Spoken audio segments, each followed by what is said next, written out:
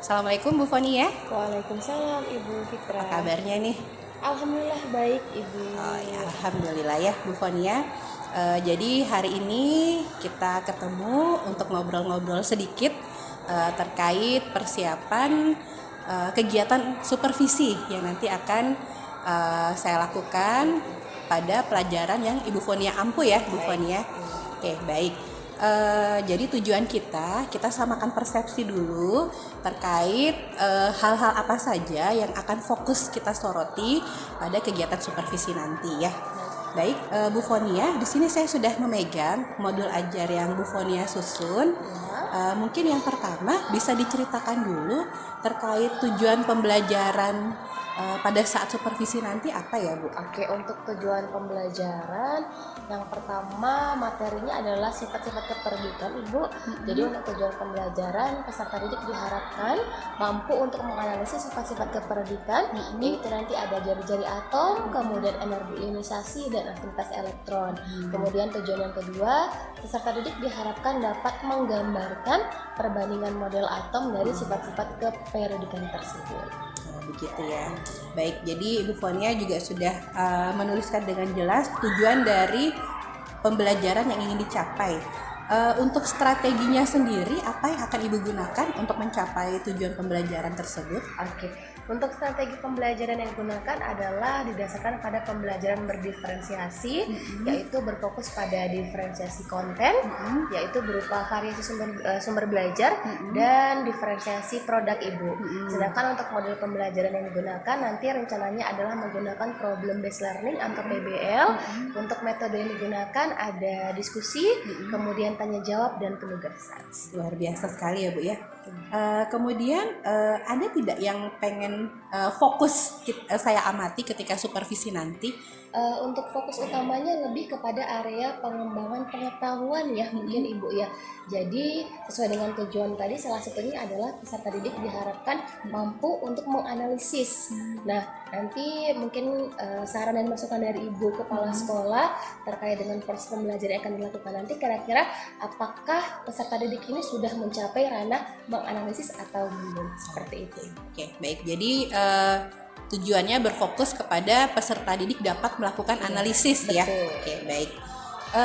Kemudian tadi Bu Fonia menggunakan model pembelajaran problem based learning ya. Iya. Ya, mungkin bisa diceritakan terkait teknis ringkasnya seperti apa? Oke, jadi untuk problem based learning itu untuk sintak yang pertama adalah orientasi peserta didik terhadap masalah.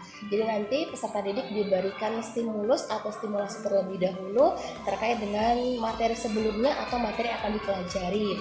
Kemudian setelah itu nanti menuju ke sintak yang kedua. Sintak yang kedua itu adalah mengorganisasi peserta didik untuk belajar. Nanti pada sintak ini peserta didik ini dikelompokkan berdasarkan minat belajarnya. Nah setelah dikelompokkan berdasarkan minat belajar, saya sudah menyiapkan nih tadi salah satunya diferensiasi konten ya berdasarkan variasi sumber belajar. Nanti peserta didik bebas memilih menggunakan sumber belajar yang mana. Misalnya peserta didik mau menggunakan sumber belajar berdasarkan buku yang tersedia pun ada 2, buku cetak dan buku LKS. Kemudian sumber belajar yang kedua yaitu dari YouTube atau internet. Kemudian sumber belajar yang ketiga adalah PPT. Di situ sudah saya siapkan materi berdasarkan pembelajaran. Jadi peserta didik ini bebas untuk memilih sumber belajarnya. Nah untuk sintak yang ketiga adalah saya sebagai guru membimbing penyelidikan kelompok. Jadi mereka berdiskusi menyelesaikan masalah yang sudah saya siapkan di LKPD dari sumber belajar yang sudah dipilih. Kemudian nanti sintak yang keempat adalah mereka mempresentasikan, menyajikan hasil diskusinya. Nah, dalam proses sintak keempat ini muncullah diferensiasi produk. Nah, ketika presentasi, peserta didik ini bebas memilih begitu ya. Mereka mau presentasi dengan menggunakan media PPT mungkin, ataupun mereka menggunakan direct answer. Jadi direct answer ini mereka menjelaskan secara langsung dengan menggunakan media papan tulis. Kemudian yang ketiga mereka juga bisa menggunakan media kertas. Jadi kertas ini bisa dibentuk dalam bentuk mind mapping ataupun scrapbook. Nanti fase yang terakhir adalah fase penarikan kesimpulan bersama, seperti itu. Baik, sepertinya sudah cukup siap ya Bu ya. Sedikit lagi yang perlu saya cari tahu terkait tadi kan mau melakukan pembelajaran diferensiasi ya. Tadi dilakukan pemetaan berdasarkan minat peserta didik. pemetaan minatnya itu dilakukan pada saat nanti supervisi atau pertemuan sebelumnya? Di pertemuan sebelumnya. Jadi dengan pemetaan ini dilakukan, jadi kan materi ini sebenarnya materi yang sudah saya jelaskan sebelumnya. Nah, dari materi yang dijelaskan sebelumnya itu sebenarnya sudah ada penilaian tes dulu Ibu. Iya, begitu. baik. Jadi ada tes dulu, misalkan siswa nanti digolongkan, kemudian nanti dikelompokkan berdasarkan minat belajarnya. Baik. Berarti memang sudah ada dasar Iya, pengelompokannya ya, pemetaan sebelumnya. untuk memudahkan nanti mengetahui anak ini dengan teman-temannya itu homogen gitu ya. Baik. Kemudian terkait diferensiasi produknya di sini, apakah nanti Ibu Fonia yang menentukan produk yang dibuat atau mereka bebas memilih? Kalau produk terkait apa? dengan ini biar adil ya Bu ya, terkait dengan diferensi produk, saya berencana untuk menggunakan spin. Begitu. Jadi Semacam undian gitu ya. ya. Iya, jadi supaya adil, jadi semuanya rata. Misalkan kelompok 1 dapatnya PPT, nanti kelompok 2 dapatnya yang kertas. Jadi mereka juga sudah prepare terlebih dahulu begitu. Jadi tidak dadakan dan bisa bersifat adil. Makanya saya berencana nanti terkait dengan diferensiasi produk ini menggunakan spin wheel itu atau spin wheel itu. Begitu. Saya jadi penasaran ini, nanti kita lihat eksekusinya di kelas seperti apa ya Bu ya. Baik, untuk kegiatan supervisinya rencananya akan kita lakukan pada hari Kamis ya Bu Fonia. Betul. Hari Kamis tanggal 11 Oktober. Ya. Itu setelah kita cek ada jamnya Bu Fonia ya. Ada. Itu di kelas berapa Bu? Untuk agenda pengajaran saya di hari Kamis itu di jam kedua untuk kelas 10A. Oh ya, oke, baik. Kalau begitu nanti kita ketemu lagi di hari Kamis Baik. jam kedua tanggal 11 Oktober. Iya, baik. Baik, begitu Bu Fania. Ya, terima kasih. Nanti untuk diskusi selanjutnya kita lakukan setelah kegiatan supervisi. Oke, baik Ibu. Mohon masukan selama proses pengajaran nanti biar menjadi motivasi saya juga ke depan. Ya. Terima kasih Ibu. Baik, terima kasih Bu Fania. Assalamualaikum. Waalaikumsalam warahmatullahi wabarakatuh.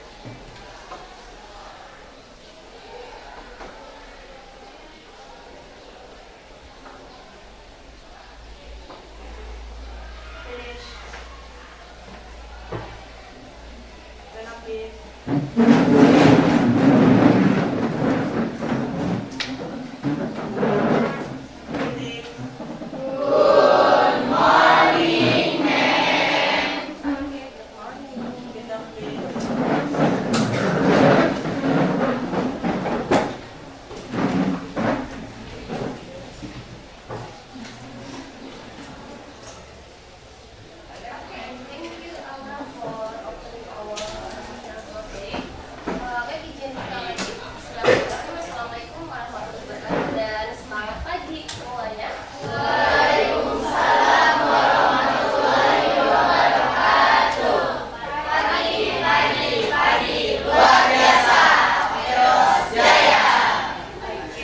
So are you today? I'm good. Ada yang kurang baik? Not fine for today? Yes. Why Hafiz? Hafiz tidur. Oh, enak badan. Sudah sarapan? Sudah. Sudah minum obat? Sudah tidur? Oke ya. Oke, kita ketemu lagi di kimia di pertemuan hari ini ya, di hari Kamis. Setelah kemarin terakhir kita ketemu di hari Selasa. Nah, sebelum melanjutkan tanya dulu nih. Anybody absent for today? No? Complete semuanya? Complete. Oke, berarti totalnya ada 32. Dengan laki-laki 1, 2, 3, 4, 5, 6. Oke. Oke, untuk hari ini kita akan lanjut di materi kimia tentang sifat-sifat keperiodikan ya. Sebelum ke materi, ada beberapa hal yang mau saya sampaikan dulu. Yang pertama terkait dengan tujuan pembelajaran ya. Jadi sesuai dengan kesepakatan yang sudah kita lakukan di pertemuan sebelumnya, berdasarkan media yang telah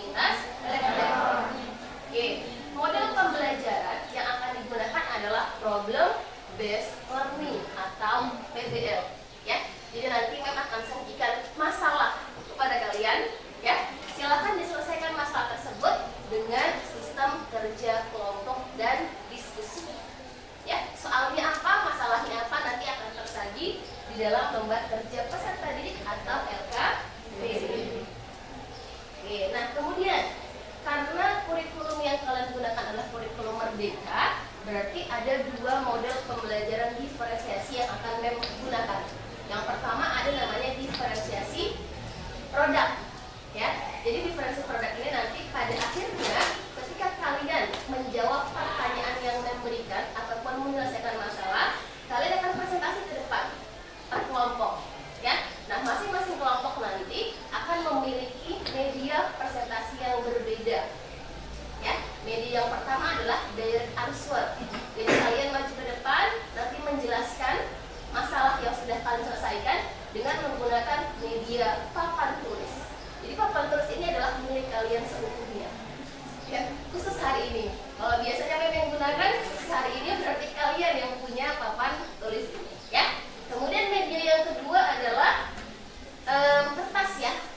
Kertas manila boleh, nanti kalian boleh membuat seperti konsep mind mapping, atau kalau di bahasa Indonesia itu ada istilah scrapbook, ya. Terserah, ya. Jadi silakan manfaatkan kertas digunakan sebagai media nanti untuk presentasi. And then the last is PowerPoint atau PPT. Ya. Jadi ini terkait diferensiasi produk. And then yang kedua adalah diferensiasi konten berhubungan dengan sumber belajar.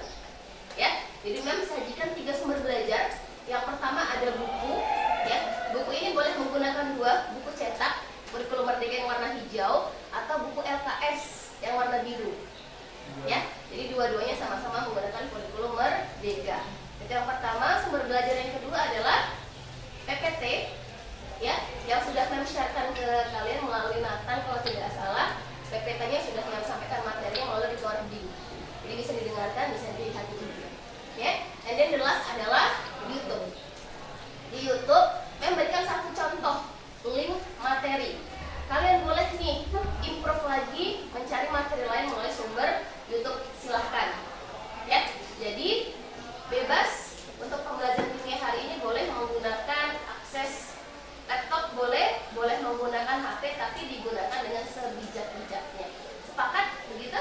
Oke, good. Untuk materinya seperti yang Mem sampaikan tadi ada jari-jari atom, energi ionisasi dan afinitas elektron. Nah, sebelum masuk ke pintu masuk, Mem pengen deh ada satu orang perwakilan dari kalian. Ada nggak sih yang punya cerita motivasi hari ini? Atau ada nggak sih yang mau menyampaikan kalimat motivasi untuk hari ini dari kalian untuk teman kalian? Ada? Hilal, boleh? Nama, siapa, dan kelas berapa? 4. Boleh. Apa kalimat motivasi hari ini dari Bilal untuk teman-teman? Sebelumnya teman-teman, perkenalkan nama saya Bilal Musmain, bisa dipanggil Bilal.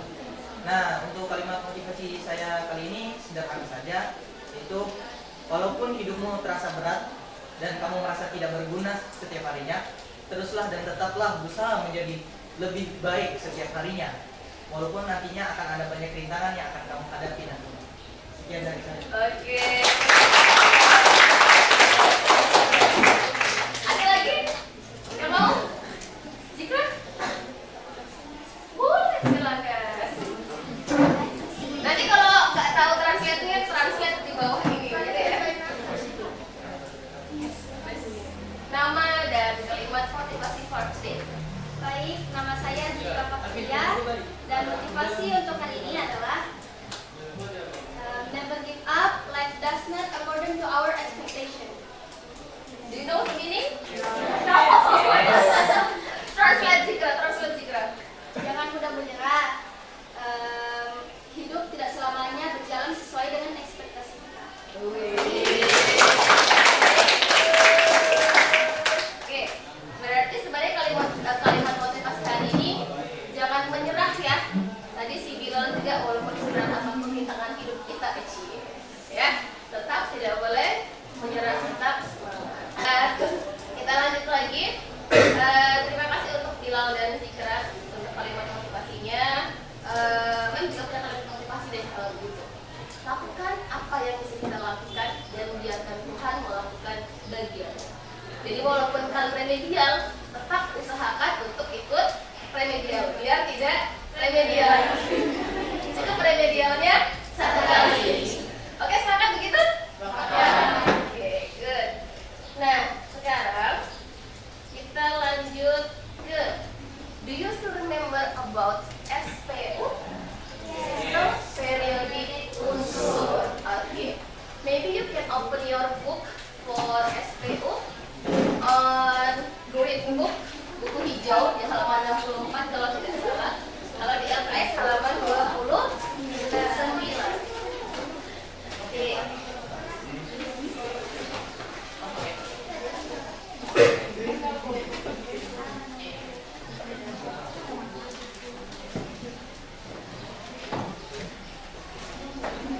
Sudah dapat SPU-nya? Ya. Jadi yang namanya SPU merupakan sebuah tabel, ya. Atau kalau di matematika paling berbicara tentang kolom D, ya. Nah, dari SPU tersebut ada 2 istilah yang sebelumnya sudah kita pelajari.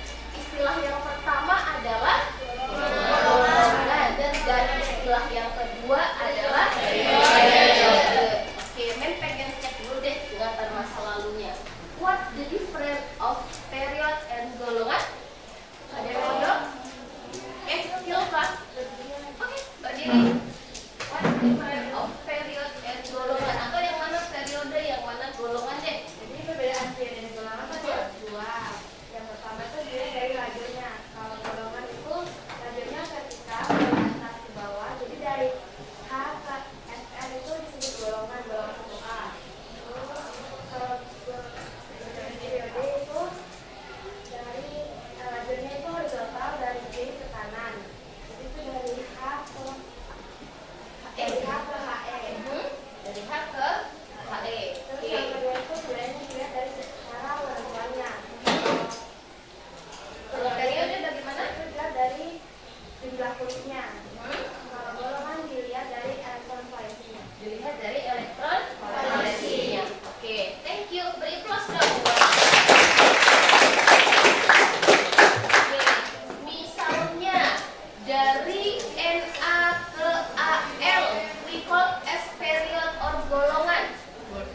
Na ke Al, periode. And then kalau dari Be ke Ca, golongan. Berarti kalau yang horizontal posisinya mendatar ya, dari kiri ke kanan atau kanan ke kiri. Contohnya tadi ada Mem sebutkan adalah natrium ke Al. And then kalau golongan posisinya atau lajurnya adalah vertikal, atas ke bawah atau bawah ke atas. Sama seperti yang sudah pernah kalian hafalkan tuh. Golongan 1A Halina kawin, Rugi CS, atau golongan 2A bebek, manan cacing, seret, seret, oke, ya. Jadi sudah ingat mengenai perbedaan antara periode dan golongan? Sudah. Oke, selanjutnya, pernahkah kalian ke pasar atau ke supermarket deh misalnya? Ya.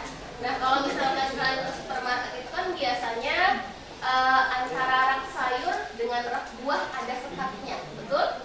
Ada pemisahnya tuh, ya. Berarti kalau misalkan kalian mau belanja sayur pasti ke rak yang sayur kan? Tidak mungkin ke buah. Itu yang pertama. Yang kedua, kalau misalkan kalian mau belanja buah, mau beli buah antara jeruk dengan apel, bagaimana cara kalian membedakan buah jeruk dengan apel? Warnanya, apalagi rasanya. Oh iya, ada bentuknya. Kalau di supermarket nggak boleh dicicip ya, nggak mau cicip ya. Kalau di pasar mungkin boleh yang sudah dikupas Namanya. Berarti pasti ada ciri-ciri pembedanya atau ada sifat-sifatnya. Tadi kalau jeruk misalkan warnanya orange, bukan jeruk yang berarti oranye ya. Kalau apel berarti kan ada yang merah, ada yang hijau, ya. Ada yang apel Fuji, yang Apel hitam, ya. Nah, sama seperti di atom. Jadi atom ini memiliki sifat khusus berdasarkan peletakannya, letak periode dan golongannya. Nah, seingat Mem di pertemuan sebelumnya sudah pernah membahas mengenai penentuan letak periode dan golongan. Sudah? Sudah. Mem berikan waktu 3 menit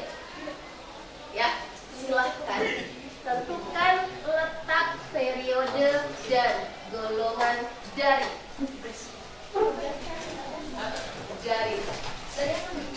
Jari atau kalsium. 3 menit dari sekarang. Periode dan golongan atom kalsium atau kalsium.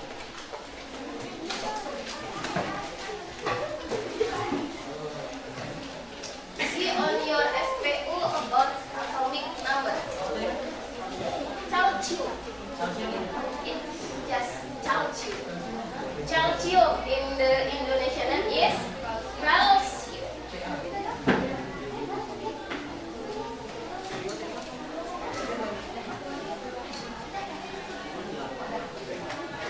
Sudah?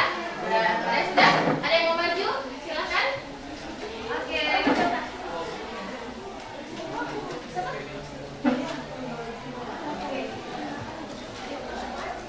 Kalsium. Apakah ada yang masih kesulitan?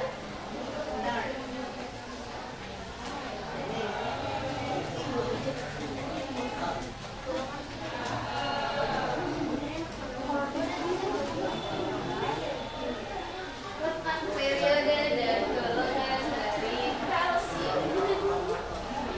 Can you explain itu, Nathan? Yes. Oke.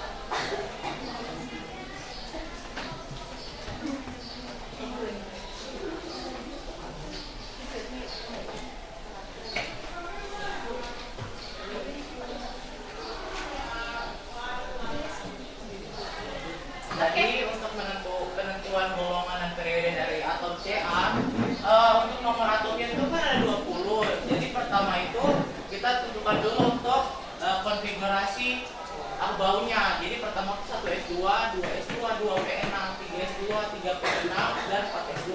Ini kalau udah 2, 26, udah 10, 2, 26, 10. Jadi 20 udah pas.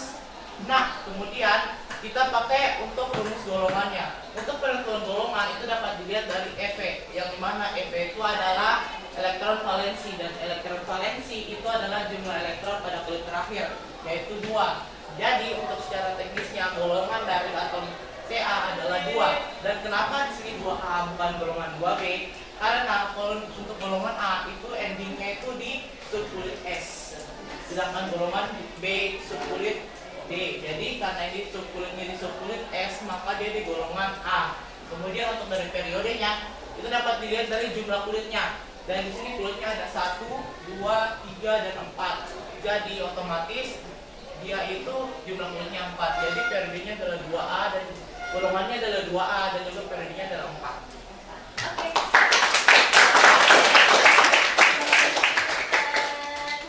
Oke.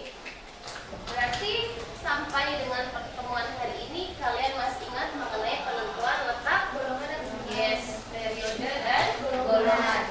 Keywordnya, kata kuncinya berarti tadi golongan dilihat dari elektron valensi. The meaning of EV tadi disampaikan oleh Nathan adalah jumlah elektron yang berada pada kulit terakhir atau kulit kedua, TL-nya, ya. Sedangkan periode dilihat dari jumlah kulit atau banyaknya kulit. Oke, sampai sini any problem or any question? No. Kunci?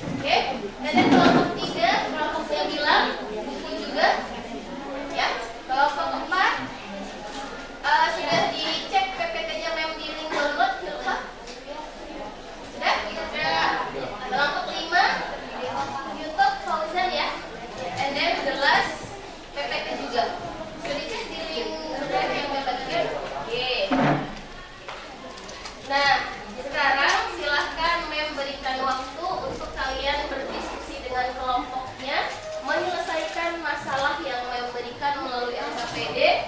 Jika ada yang mau ditanyakan terlebih dahulu, boleh silakan.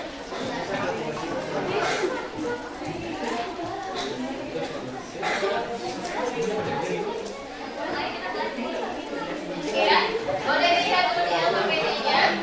Jadi nanti jangan lupa menuliskan kelasnya ya. Kemudian di permasalahan ada 3 permasalahan utama. Yang pertama permasalahan dari sudut pandang jari atomnya. Oke, ada 2 pertanyaan.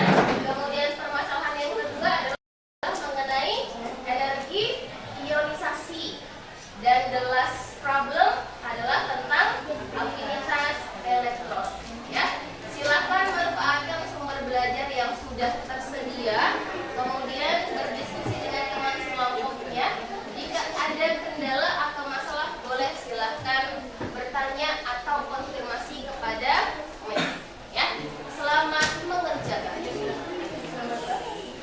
Oke, yang membawa kemarin dapat media kertas boleh disiapkan media kertasnya. Ya, yang dapat PPT berarti mulai dipersiapkan juga media PPT-nya.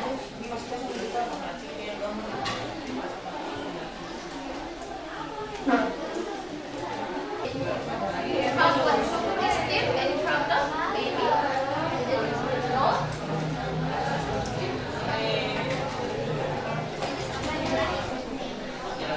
Tapi itu ada latihannya. Kalau yang paling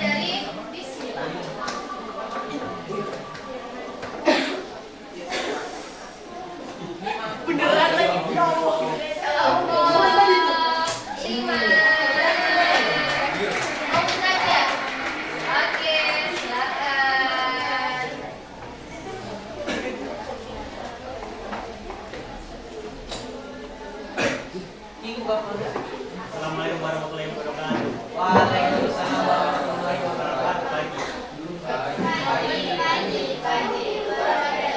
Perkenalkan, kami dari kelompok 5.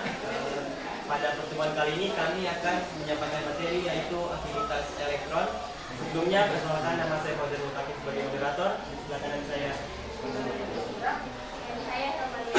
Sebelah kiri saya.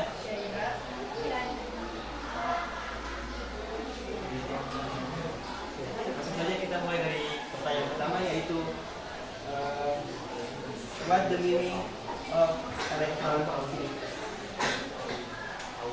Apa itu afinitas elektron? Afinitas elektron adalah energi yang dibutuhkan untuk menerima karena sebab berdua atau berdua. Sedikit, dan yang kedua adalah germanium. Germanium memiliki prevalensi banyak tempat di mana kemampuan atau interaksi dari germanium itu lumayan banyak. Dan yang terakhir adalah arsen.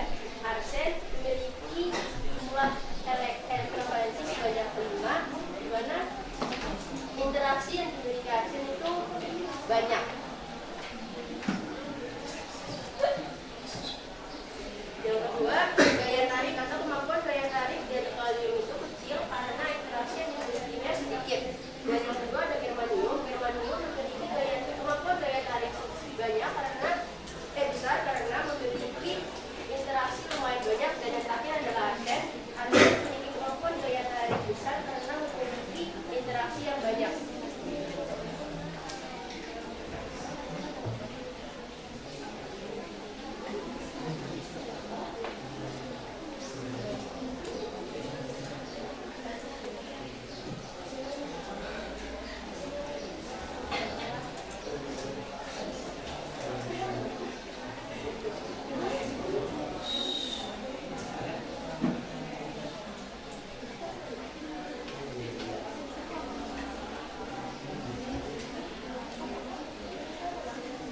Oke, yang ketiga adalah kemampuan menerima elektron dari luar yang dimiliki oleh kalium adalah mudah, dan germanium memiliki kemampuan menerima elektron dari luar lumayan sulit karena memiliki kemampuan daya tarik yang lumayan besar. Dan juga arsen memiliki kemampuan menerima elektron dari luar sulit karena memiliki kemampuan daya tarik yang besar.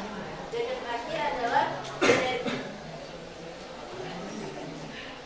Oke, energi yang dimiliki oleh kalium adalah kecil karena kemampuan menerima elektron yang mudah. Dan juga germanium memiliki energi yang lumayan besar karena memiliki kemampuan menerima elektron dari luar yang lumayan sulit.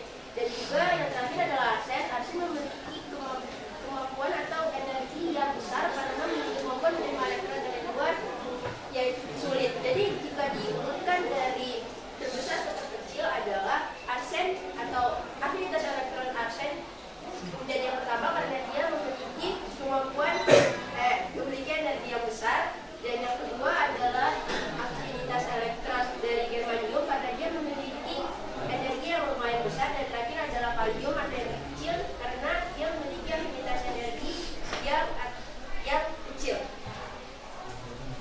Oke, sampai the conclusion yang paling besar adalah arsen, and then yang paling kecil adalah kalium. Oke, untuk teman-teman yang lain mungkin ada pertanyaan? Any question for timnya Fauzan? Ada yang mau ditanyakan? Oke, silakan sebutkan nama dan kelompok berapa. Iya. Nama saya Rahma dari kelompok 6. Jadi tadi kalau nggak salah dengar itu ada pas Syaira ngomong itu ada daya tariknya besar tapi kemampuan menerima elektronnya kecil. Itu kenapa?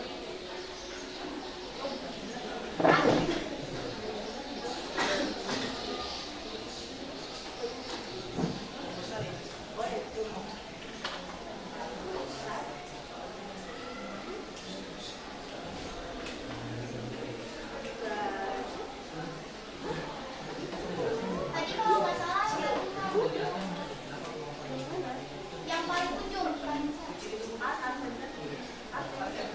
Di sini ada Pak dijelaskan yang bersama dengan Iya, coba jelasin. Dikhususkan arsen ya, arsen. mana dulu penjelasannya Kak Tina?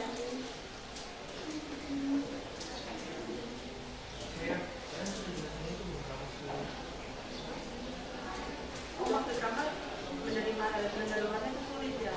Oh, Tapi daya tariknya besar.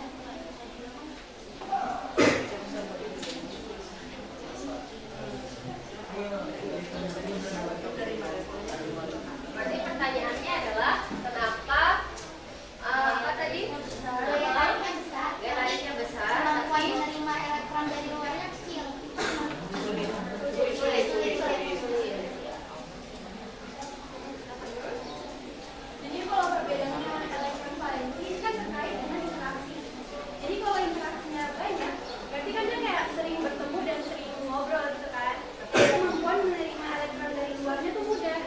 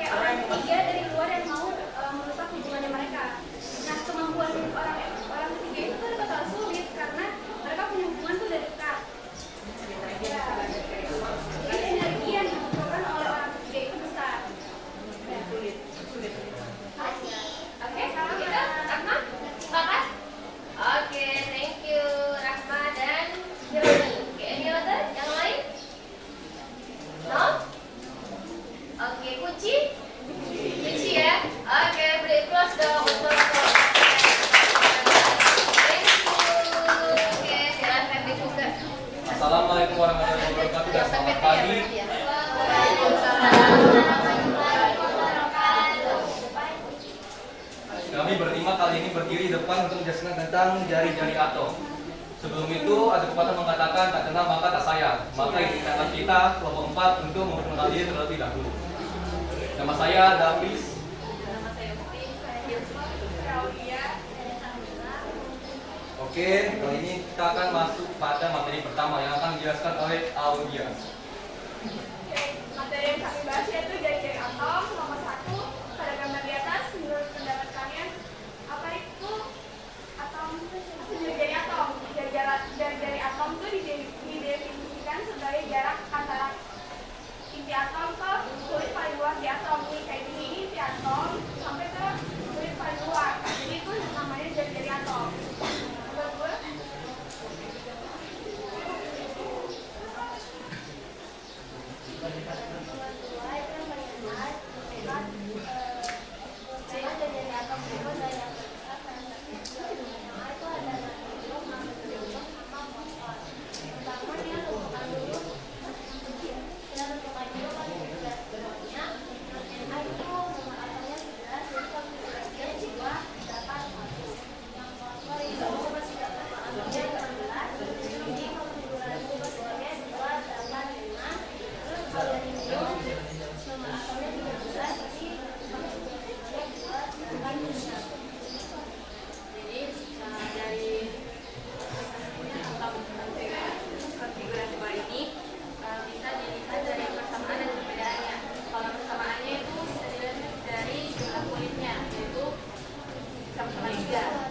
kemudian perbedaannya itu dari elektron valensi atau golongannya.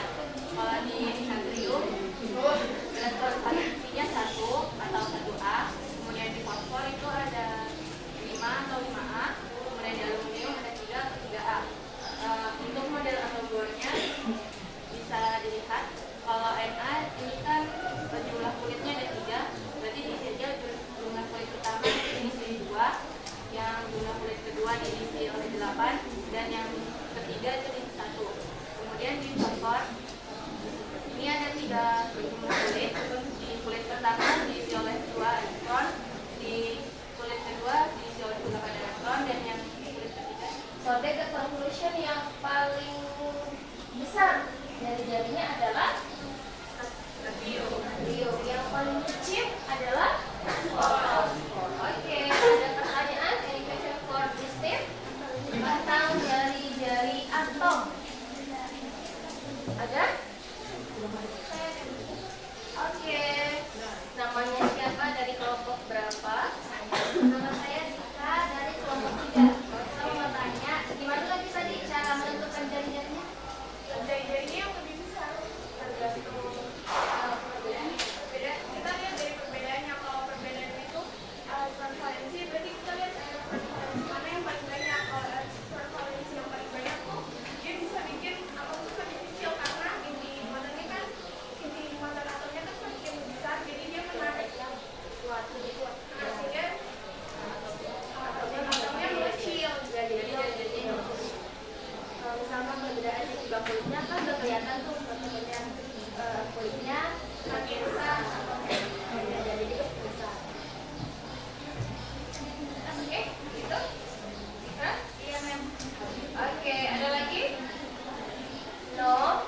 Oke, beri aplaus dong untuk Saya yang cukup, mohon maaf bila ada kesalahan. Wassalamualaikum warahmatullahi wabarakatuh dan selamat pagi.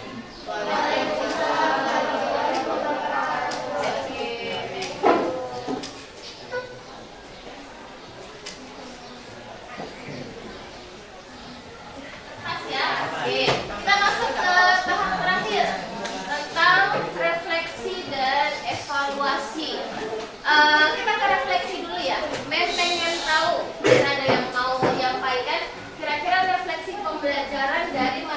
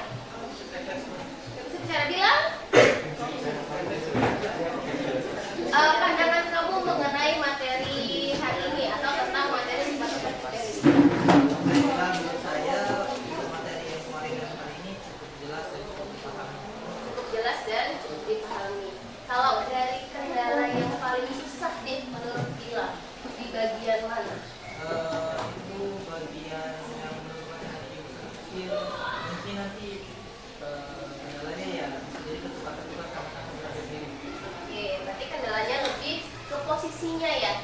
Posisi energinya kira-kira lebih besar atau lebih kecil. Oke, thank you. Bilal, bagaimana dengan yang lain? Oke, sebenarnya poin utamanya memang di situ ya, refleksinya ya. Jadi poinnya adalah jangan sampai salah posisi. Satu, terkait dengan energi tadi. Berarti berhubungan juga dengan evaluasi materi kita hari ini. Ada 2 poin ya. Perbedaannya apakah dari jumlah kulitnya atau dari elektron valensinya. Kalau misalkan dari jumlah kulit berarti perhatikan jaraknya. Bagaimana jaraknya? Kalau dilihat dari sudut pandang elektron valensi, berarti dilihat dari gaya tariknya. Kira-kira pengaruh gaya tarik muatan intinya bagaimana? Hubungan antara si proton di inti atom dan elektron valensi yang berada di kulit terluar. Oke? Berarti kita punya 3 materi. Pertama, jari-jari atom. What the meaning of jari-jari atom tadi? Jarak antara inti. Yes, jarak antara inti atom dan elektron yang berada pada kulit luar. Oke, the second. What the meaning of energi ionisasi? Kemampuan atau energi yang digunakan untuk melepaskan elektron. Untuk melepaskan, ya, kemampuan atau energi yang dibutuhkan untuk melepaskan. Berarti tadi melepaskan hubungan antara si proton di inti atom dan elektron di kulit terluar. And then the last is afinitas elektron. How about afinitas elektron? Yes, menerima. Kalau energi ionisasi melepas, afinitas elektron menerima. Tapi sudut pandangnya berbeda ya. Kalau energi ionisasi antara inti atom di proton dan elektron di kulit terluar. Kalau afinitas, elektron ini berasal dari elektron luar yang mau masuk ke dalam. Berarti kira-kira kalau elektron ini mau masuk, kira-kira butuh energi yang besar atau energi yang kecil. Sepakat seperti itu?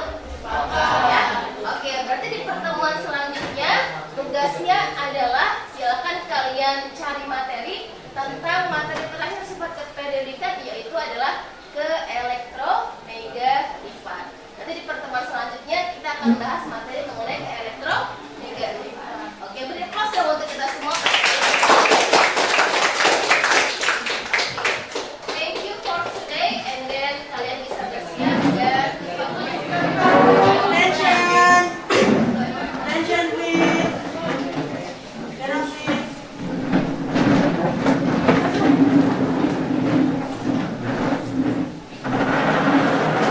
Ready?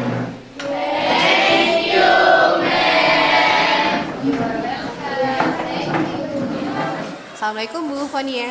Waalaikumsalam Ibu Fitra. Ya, baik. Terima kasih sebelumnya ya Bu Fonia. Saya ucapkan kita baru saja melakukan kegiatan observasi kelas yang diampu oleh Bu Fonia ya pada mata pelajaran kimia untuk kelas 10A. Ya, baik. Untuk yang pertama, saya mau menanyakan dulu nih, perasaan Ibu gimana tadi pada saat proses observasi dari saya? Oke. Sejujurnya perasaan pertama mungkin agak tegang ya, Bu ya. Karena kebetulan ketika proses pembelajaran ada ibu di dalam kelas, tapi alhamdulillah semakin lama semakin terbiasa dan lebih nyaman Ibu. Alhamdulillah. Ibu berarti bisa mengendalikan ya perasaan yang awalnya tegang, kemudian lama-lama akhirnya mulai santai ya. Iya. Oke, saya juga pembelajaran berlangsung sangat baik ya, sangat kondusif begitu. Oke, baik. Jadi percakapan kita setelah proses observasi, yaitu kita melakukan yang namanya percakapan pasca observasi. Nah, untuk yang pertama, tadi sudah ya saya menanyakan terkait refleksi dari Ibu Fonia, bagaimana perasaan Ibu saat proses observasi berlangsung. Kemudian untuk yang kedua, terkait proses pembelajaran yang Ibu Fonia lakukan. Kira-kira menurut Ibu Fonia, kalau Ibu Fonia memberi nilai pada diri Ibu sendiri, Ibu memberi nilai berapa untuk pembelajaran yang tadi? nilai ini dilihat dari angka. Iya, mungkin boleh. Bu, Kalau Ibu memberikan Iya. nilai secara angka. Kalau dari angka mungkin di 80 Bu.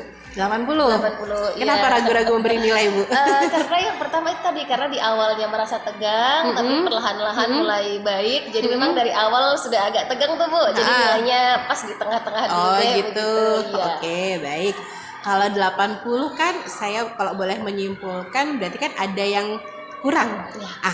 Menurut Ibu Fania bagian mananya? Oke, yang kurang yang pertama mungkin terkait dengan pemetaannya Bu ya. Di awal kita diskusi waktu itu saya sampaikan bahwa saya berencana untuk melakukan pemetaan peserta didik berdasarkan minat atau gaya belajarnya.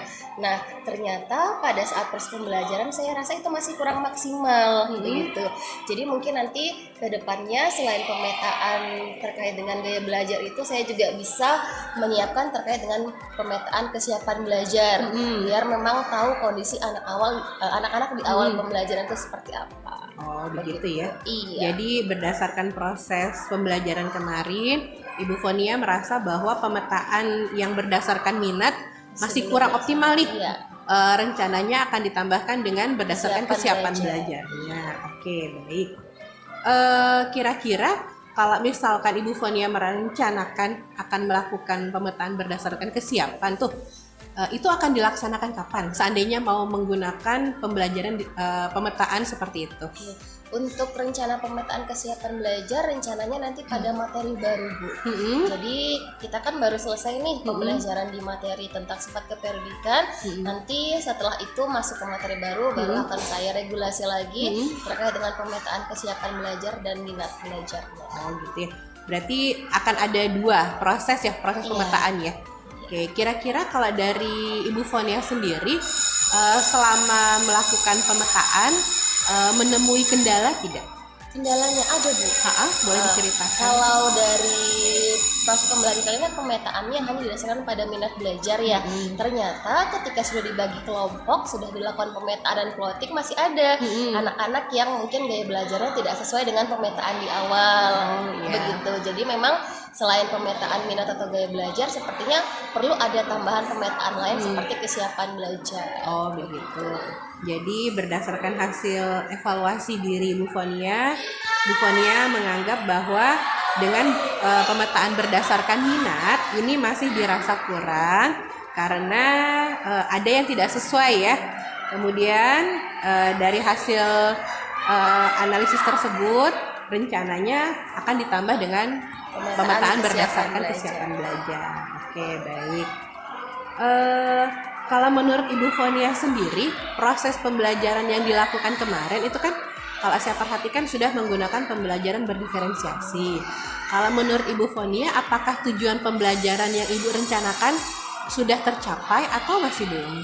Kalau tujuan pembelajaran alhamdulillah sudah tercapai karena memang area pengembangan saya kan rencananya ada dua ya ketika itu, yaitu area pengetahuan yaitu adalah menganalisis sifat-sifat keperiodikan, kemudian area pengembangan keterampilan. Keterampilan ini nanti siswa diminta untuk menggambarkan perbandingan atom begitu. Nah, setelah dalam proses pembelajaran itu berlangsung, alhamdulillah sesuai dengan tujuan pembelajaran, anak-anak bisa menganalisis sifat keperiodikan, kemudian bisa menggambarkan perbandingan atom berdasarkan sifat keperiodikannya. Ya, luar biasa ya Bu ya. Berarti ternyata kalau kita bisa melakukan pembelajaran sesuai dengan kebutuhan, ini sebenarnya mempermudah ya Bu ya, mempermudah tercapainya tujuan pembelajaran. Baik, kira-kira untuk kedepannya akan seberapa sering begitu Ibu akan menggunakan pembelajaran berdiferensiasi ini? Untuk pembelajaran berdiferensiasi ini saya akan coba menyesuaikan dengan materinya dulu ya Bu ya. Karena di kimia ini kan selain teori ada juga perhitungan. Jadi nanti perlu ada penyesuaian terkait dengan pemilihan berdiferensiasi dan materinya. Begitu ya. Untuk strategi yang akan mempermudah Ibu melakukan pembelajaran berdiferensiasi ini, apakah ada strategi lain? Misalkan Ibu menggandeng rekan guru yang lain untuk terlibat, atau misalkan ya ada nggak cara-cara yang lainnya? Iya, salah satunya kebetulan kan kalau di sekolah saya ada 3 guru kimia ya Bu ya. Jadi teman-teman rekan sejawat ini biasanya kita sama-sama diskusi terkait dengan materi-materi, nanti kemudian akan kita hubungkan dengan pembelajaran berdiferensiasi itu salah satu strateginya. Jadi kita bisa saling bertukar pikiran. Ya baik, biar ada progres yang lebih baik daripada sebelumnya ya. Oke, baik. Ibu Fonia, saya rasa untuk percakapan pasca observasi ini sudah cukup. Ibu Fonia sudah dengan sangat baik melakukan refleksi, kemudian merancang rencana untuk pembelajaran selanjutnya, berhasil menganalisis kendala yang dihadapi serta solusi ya yang akan dilakukan untuk mengatasi kendala-kendala tersebut. Baik Bu Fonia, saya ucapkan terima kasih.